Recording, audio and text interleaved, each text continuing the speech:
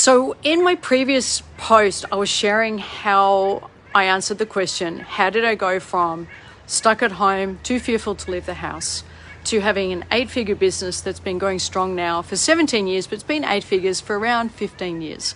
That's a long time in the coaching and personal development space, and we're really proud of it. But it wasn't like that in the beginning, and we all have to start somewhere. So for me, as I said in the previous video, I started with small steps.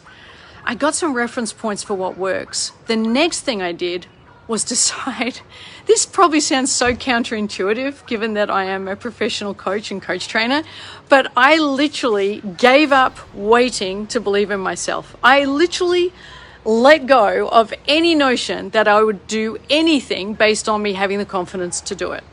Because I kept waiting to have the confidence. I'll do that when I feel more confident. I'll do that when I feel less afraid. I'll do that when I'm braver. I'll do that once I've healed some stuff.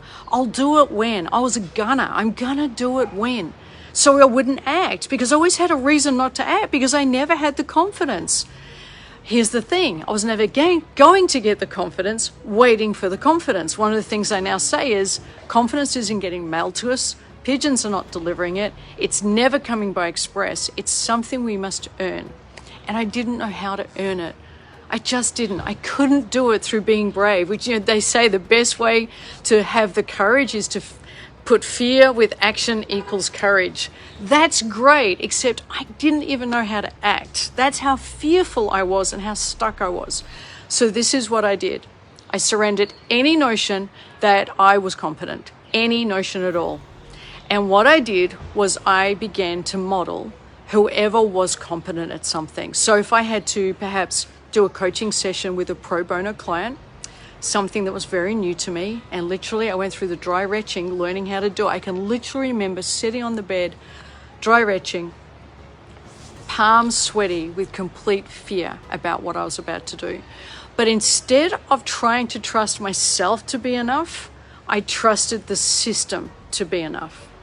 This sounds, I know, for some of you so basic, but for me, who was so fearful and so stuck, I needed it. I really needed something to count on that wasn't me. So I would study a coaching session and how someone opened a session, and I would literally do that. It was a practice session, and they knew I was with my L plates well and truly, and I would practice that. And as I learned that worked and received positive feedback, I would install that in me through repetition, and it would become mine. And I began to do that for more and more and more and more complex things. Now, I speak with you right now as someone who has invested in excess of $750,000 in their education. That's how much I believe in the power of modeling. We get to stand on the shoulders of the greats who've preceded us. We get to be so grateful because they have written the books, done the courses, done the work, and I get to stand here today because of all that investment I made. So every step I took forward, I had the certainty that this was 20 years of experience this person was sharing with me, and I just got to tap into it. Now I realize now I'm the person with 20 years experience, but that's how I got started. I started with one day and tapped into their 20 years. Then I did the second day and tapped into their 20 years. And now am I at 20 years? I am still tapping in to the excellence that's all around us. I believe the greatest strength I have is my ability to learn. I love learning.